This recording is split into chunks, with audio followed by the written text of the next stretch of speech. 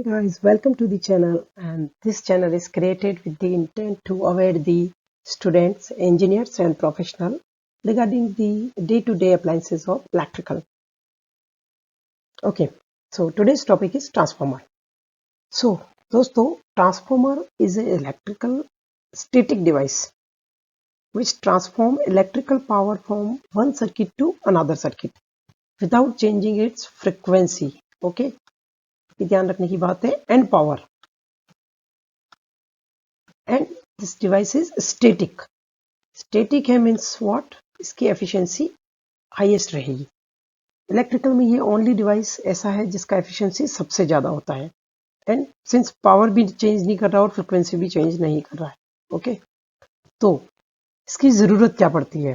Transformer को अपन समझे तो अपन कोई भी इलेक्ट्रिसिटी है उसको जब भी जनरेट करते हैं तो जनरेटिंग स्टेशंस पे उनको वोल्टेज अप करके अपन ट्रांसमिट करते हैं लंबी डिस्टेंस पे थ्रू ओवरहेड लाइंस. ओके, उसके बाद में जब रिसीविंग स्टेशन पे उसको रिसीव करते हैं तो उसका वोल्टेज अपन डाउन करते हैं. तो मीन्स ये वोल्टेज को तो वेरी करता है. ओके, यदि वोल्टेज वेरी होगा, वी नो कि पावर क्या होता है, वी आई और something factor that is cos phi.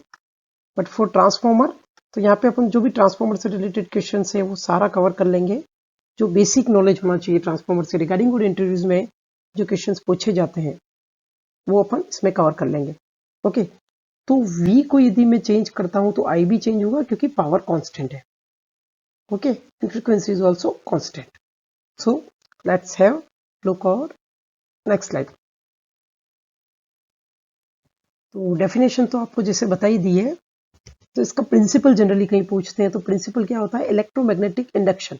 Electromagnetic induction Faraday's law अपन ने पढ़ा है, वो होता है ट्रांसफार्मर का जो इनिशियल डिजाइन में आया था तो वो आया था 80, 85, 86 के अराउंड.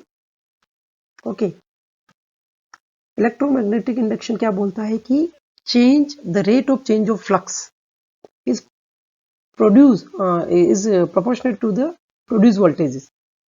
मीन्स ये स्टैटिक डिवाइस है, इसमें इलेक्ट्रिसिटी कंडक्शन नहीं होता है, इसमें इंडक्शन होता है.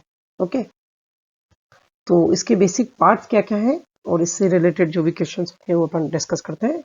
इसमें सबसे पहले क्या होता है, वाइंडिंग्स होती हैं. दो वाइंडिंग्स होती हैं, एक तो प्राइमरी वाइंडिंग्स, एक सेकेंडरी वाइंडिंग.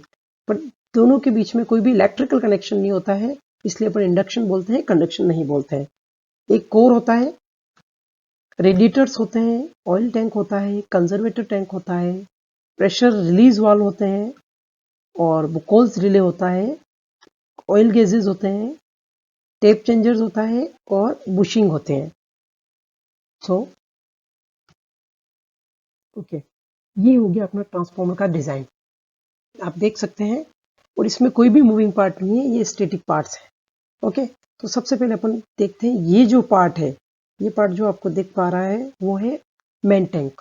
मेन टैंक में मेरा कोर रहता है, मेरी वाइंडिंग्स रहती है और इसके साथ ही साथ इसमें एक ऑयल रहता है जो कि कंफर्म करता है IS स्टैंडर्ड 335. यदि किसी भी ऑयल पे, सिंथेटिक ऑयल पे यदि ड्रम पे लिखा हुआ IS 335 मीन्स वो ट्रांसफॉर्म ऑयल के रूप में आप काम में ले सकते हो. और बाकी स्विच गियर में भी ये ऑयल काम में आता है. कोई पूछता है तो ये अपन को ध्यान रखना है.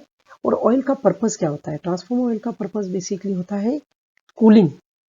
मेरा वाइंडिंग है उसको ये कूल करता है, as well as insulation provide करता है between the tanks, between the both the windings, primary and secondary windings. Okay, उसके बाद में जो ये आपको दिख रहा है ये कंजर्वेटर, इसमें भी आपका ऑयल भरा रहता है और ये इसलिए भरा रहता है, कंजर्वेटर हाइट पे रखा जाता है ट्रांसफार्मर की, ताकि यदि ट्रांसफार्मर के मेन टैंक में यदि ऑयल का लेवल डाउन होता है तो ये जो पाइप आप देख पा रहे हैं, ये पाइप इससे मेन टैंक पे सप्लाई कर लेता है. ओके, और इस पाइप के ऊपर जो ये लगा है इसको बोलते हैं ब्रीदर. ब्रीदर का पर्पस क्या होता है अपन अब डिस्कस करते हैं. ब्रीदर का पर्पस ये होता है कि जो भी मॉइस्चर कंटेंट होता है ट्रांसफार्मर में वो ये एब्जॉर्ब कर लेता है. तो ये एब्जॉर्ब क्या करता है, तो इसके अंदर होता है सिलिका जेल. सिलिका जेल की प्रॉपर्टी क्या होती है, सिलिका जेल, और आप देखेंगे तो ये पहले ब्लू कलर में होता है. आप ये ध्यान रखना कि ये जो सिलिका जेल होता है ब्लू होता है. ठीक है, जब ये मॉइस्चर एब्जॉर्ब कर लेता है तो उसके बाद में इसका कलर हो जाता है पिंक. ये भी यहाँ से एक क्वेश्चन बन गया कि ये सिलिका जेल का कलर क्या क्या होता है. और एक चीज और आती है, ठीक है। वो क्या आता है कि सिलिका जेल ब्लू और पिंक तो होता है, बट यहाँ से ये एयर को ब्रीथ करता है, इसलिए इसका नाम ब्रीदर है। तो एयर को ब्रीथ करने की क्या जरूरत पड़ती है? तो ट्रांसफॉर्मर पे जब लोड आता है, लोड इंक्रीज होता है, तो इसका टेम्परेचर बढ़ेगा। टेम्परेचर जब बढ़ता है तो ये यहाँ पे टैंक है, टैंक के बीच में यहाँ पे कंजर्वेटर है, तो इसके बीच में पूरा पूरा ये ऑयल नहीं भरा रहता है, इसमें थोड़ा सा एयर पार्ट भी रहता है। तो ये एयर पार्ट ब्रीद इन होता है, ब्रीद आउट होता है। तो जब मेरा टेम्परेचर बढ़ा, जब मेरा लोड बढ़ा, ओके, लोड बढ़ा तो मेरा टेम्परेचर बढ़ा, टेम्परेचर बढ़ा तो मेरा वॉल्यूम है, वॉल्यूम है वो भी बढ़ेगा। वॉल्यूम बढ़ेगा तो इसको ब्रीद आउट करना पड़ेगा। तो अब ये ध्यान रखना, तब उस केस में ये आउट करता है। और जब भी मेरा लोड कम होगा रिवर्स में, तब ये ब्रीद इन करेगा। ओके, तो अपना सबसे पहला क्वेश्चन तो ये हो गया, ऑयल का पर्पस क्या है, कंजर्वेटर का पर्पस क्या है, ब्रीदर का पर्पस क्या है, ब्रीदर में सिलिका जेल का पर्पस क्या है, एंड ट्रांसफॉर्मर में लोड के चेंजेस के साथ में ब्रीद इन ब्रीद आउट कैसे होता है। ओके, उसके बाद में कंजर्वेटर टैंक के साथ में ये होता है MOV, MOG, magnetic oil gauge, जो यहाँ पे बताता है, ये घड़ी की तरह होता है, ये घड़ी की तरह एक डायल बना होता है। इस डायल से भी आपको पता रहेगा, बट इस डायल में जो ध्यान रखने की चीज है कि वो टेम्परेचर लिखा रहता है कि फील लेवल, एम्प्टी लेवल, 1/3, 1/4। तो यहाँ पे लिखा देता है 830 डिग्री सेंटीग्रेड या 25 डिग्री सेंटीग्रेड, ये मैन्युफैक्चर पे डिपेंड करता है। तो ये बताता है कि मेरा 30 डिग्री सेंटीग्रेड पे ये कंसिडर किया हुआ है। तो आपका सराउंड का टेम्परेचर यदि वेरी करता है, तो आपको ट्रांसफॉर्मर का जो ऑयल लेवल है वो उसके अकॉर्डिंग वेरी होता रहेगा। ओके, उसके बाद में एक थर्मोमीटर होता है, ये मेरे को बताता है कि कितना टेम्परेचर है, क्या है। तो इसके अंदर अपन डिस्कस करेंगे। बुशिंग्स भी होते हैं, बुशिंग्स में प्राइमरी और सेकेंडरी में टर्मिनल्स के कनेक्शंस करता हूँ, और इसके अंदर दो सिंबल ओटीआई होता है और एक डब्ल्यूटीआई होता है। अब ये भी एक को ध्यान रखने की चीज है कि ओटीआई और डब्ल्यूटीआई क्या होता है। ऑयल टेम्परेचर इंडिकेटर होता है, मेरा जो ऑयल अंदर भरा हुआ उसका टेम्परेचर कितना चल रहा है, और डब्ल्यूटीआई कितना होता है। ये भी मतलब वाइंडिंग का मेरा टेम्परेचर है, उसका भी इंडिकेटर होता है। तो ये लगभग पर शिफ्ट वाइज या पर डे वाइज लोग चेक करते हैं, ताकि ट्रांसफॉर्मर की हेल्दीनेस पता चले। तो एक और क्वेश्चन यहाँ पे बनता है कि डब्ल्यूटीआई और ओटीआई में ज़्यादा किसका वैल्यू होता है। तो ऑयल का वैल्यू है, क्योंकि ऑयल कूलिंग मीडियम है, इसलिए ऑयल का जो भी टेम्परेचर है वो कम होता है, डब्ल्यूटीआई का वैल्यू ज़्यादा होता है। ओके, ये रेडिएटर, ये कूलिंग फिन्स है, रेडिएटर्स है, इसके अंदर ऑयल का सर्कुलेशन होता है, कंटिन्यूस सर्कुलेशन होता रहता है ताकि ऑयल कूलिंग मिले। ये एरिया बढ़ाने के लिए इसकी डिजाइन इस तरह से होती है। उसके बाद में एक इसके अंदर होता है बुकोज। तो बुकोज रिले का पर्पस क्या है दोस्तों? बुकोज रिले क्या करता है कि मेरा कोई भी इंटरनल फॉल्ट है, तो इंटरनल फॉल्ट है, तो अभी अपन ने डिस्कस किया, इसके अंदर ऑयल भरा हुआ है, तो उसके वॉल्यूम में चेंजेस होते हैं। तो जो बुकोज रिले का जो पोजीशन है, वो इस कंजर्वेटर टैंक और इस मेन टैंक के बीच में होता है। तो जैसे ही कोई इंटरनल फॉल्ट होगा, तो मेरा गैस का वॉल्यूम, ऑयल का वॉल्यूम चेंज होगा, और एक गैस जनरेट होगी जो बुकोज रिले को एक्चुएट करती है। तो बुकोज रिले में दो टाइप के इंडिकेशंस देता है ये, एक तो अलार्म देता है और एक मेरा सर्किट को ट्रिप करा देता है। इसमें एक मरकरी स्विच होता है, मरकरी इस तरह से स्विच होता है, तो वो क्या, गैस के वॉल्यूम से चेंज होता है, चेंज होता है तो कॉन्टेक्ट चेंज ओवर होता है, जिससे ये ट्रिगर कर लेता है। सो गाइज, हाँ, अभी तक अपन ट्रांसफार्मर के पार्ट्स कवर कर चुके हैं, ट्रांसफार्मर की डेफिनेशंस कवर कर चुके हैं, और साथ ही में ट्रांसफार्मर से जितने भी क्वेश्चंस छोटे छोटे बनते हैं वो कवर कर चुके हैं। अब अपन देखते हैं कि ट्रांसफार्मर कितने टाइप्स का होता है। बेसिकली अपन जो देख पाते हैं ट्रांसफार्मर के कंस्ट्रक्शन वाइज, ये कोर टाइप होता है, शेल टाइप होता है। ओके, वोल्टेज अप और डाउन के हिसाब से ये स्टेप अप और स्टेप डाउन टाइप होता है। जैसे कि यहाँ दिखाया हुआ है कि ये होती है ट्रांसफार्मर के number of turns, primary winding और सेकेंडरी वाइंडिंग से। तो जिसमें भी टर्न्स ज़्यादा होंगे, अपन को ये ध्यान रखना है कि उसमें वोल्टेज ज़्यादा होगा। तो यदि मेरा आउटपुट का वोल्टेज है वो यदि कम है, आउटपुट का वोल्टेज यदि मेरा कम है, तो वो हो गया मेरा स्टेप डाउन। आउटपुट का वोल्टेज यदि मेरा मीन्स की सेकेंडरी साइड का वोल्टेज यदि ज़्यादा है, तो वो हो गया स्टेप।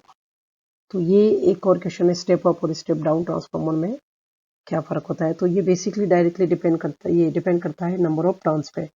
अपना टर्न्स जो होता है V1 प्राइमरी में जो है, और प्राइमरी का करंट होता है वो I1। सिंस पावर इक्वल है तो ये इक्वल रहेगा V2, मेरा जो सेकेंडरी का जो वोल्टेज है और मेरा सेकेंडरी का जो करंट है।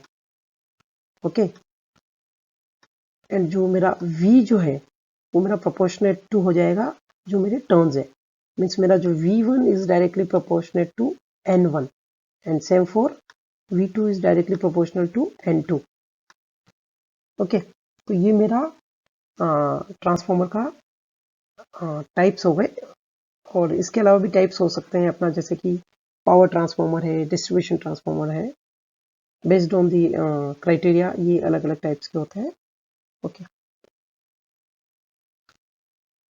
तो दोस्तों मैं आपके लिए ये एक नेम प्लेट लेके आया हूँ जिसमें अपन को पता चलेगा कि ट्रांसफॉर्मर का नेम प्लेट क्या होता है। तो इसका भी एक स्टैंडर्ड होता है कि ये नेम प्लेट किस इंडियन स्टैंडर्ड को ये रेफर करता है।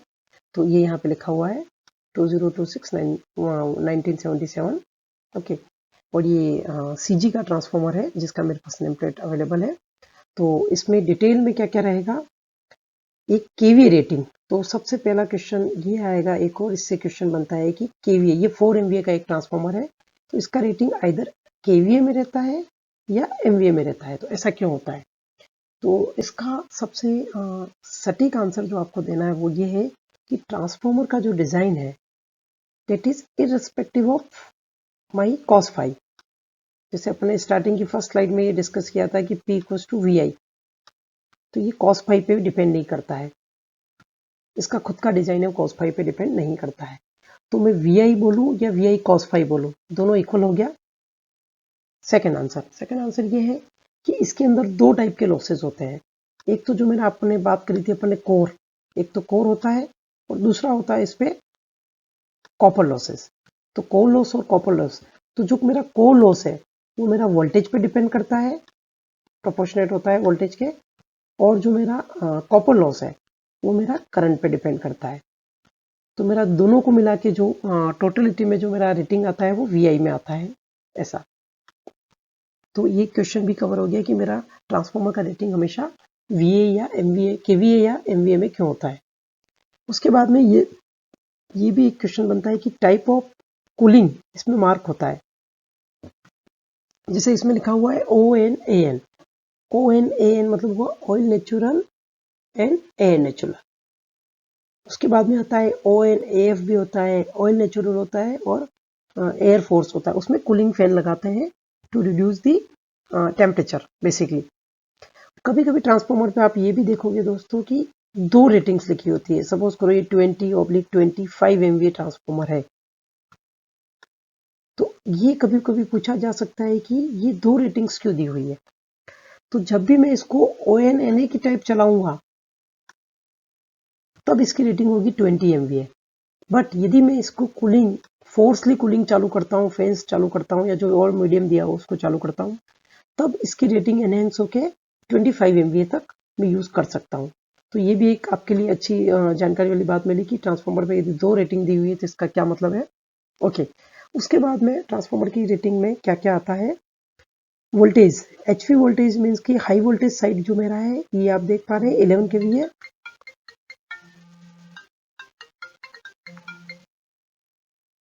एंड जो मेरा लोअर वोल्टेज है वो है मेरा 3.45 MVA, आई मीन किलोवाट।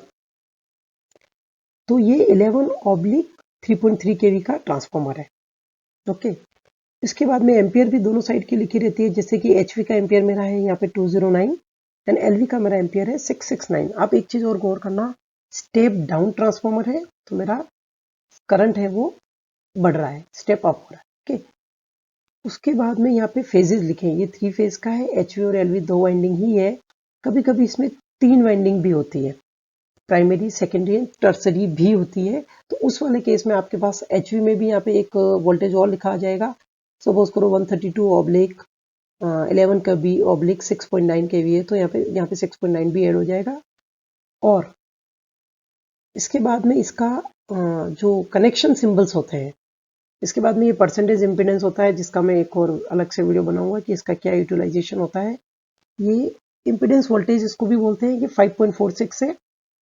तो अभी के लिए अपन को सिर्फ ये देखना है। आप ये देख सकते हैं कि ये एक IEC स्टैंडर्ड 60076, मेरे को एग्जैक्टली याद नहीं आ रहा अभी, बट अपन देखेंगे उसको गवर्न करते हुए ही इसको अपन यूज में लेते हैं। सो कनेक्शन सिंबल्स पे एक बार बात करते हैं। इम्पीडेंस, परसेंटेज इम्पीडेंस है, उसके बारे में अपन बाद में बात करेंगे। इसका बहुत ही बड़ा रोल होता है ट्रांसफार्मर की डिज़ाइन में, ट्रांसफार्मर की पैरेललिंग में, ट्रांसफार्मर की फॉल्ट कैलकुलेशन में, और स्विच गियर की रेटिंग्स पे और डिज़ाइन पे। ओके, सो कनेक्शन सिंबल में ये आप देख पा रहे हैं DYN11। इसका मतलब ये है कि प्राइमरी आपका जो सर्किट है मतलब वो है delta, and secondary is star.